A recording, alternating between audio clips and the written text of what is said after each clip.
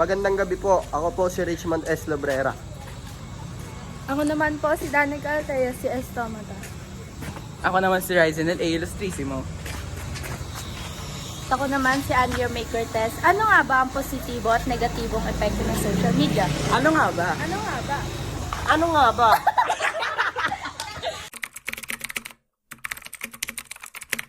Suspect. Magbigay ng positibong epekto ng social media sa kabataan. Pagpapatibay ng koneksyon, nakakatulong ang social media na mapanatili ang komunikasyon sa pagitan ng mga kaibigan at pamilya, lalo na kung sila ay nasa malayong lugar. Ito ay nagbibigay daan sa malalim na relasyon at suporta mula sa mga mahal sa buhay. Suspect. Magbigay ng positibong epekto ng social media sa kabataan. Pagpapahayag ng pagkamalikhain. Maraming kabataan ang gumagamit ng social media upang ipakita ang kanilang mga talento at kakayahan, tulad ng paglilikha ng video, pagsusulat, at pagkuha ng larawan. Suspect, magbigay ng negatibong epekto ng social media.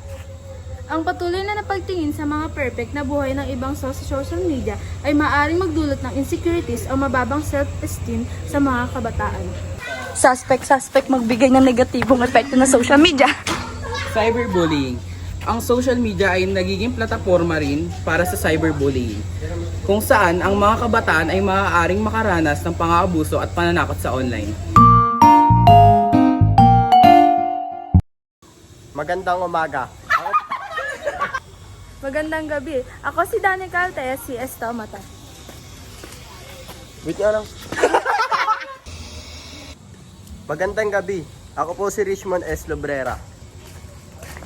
Ako po si Danica Altea, si Estomata. Ako si Ryzenel A. Ilustrisimo.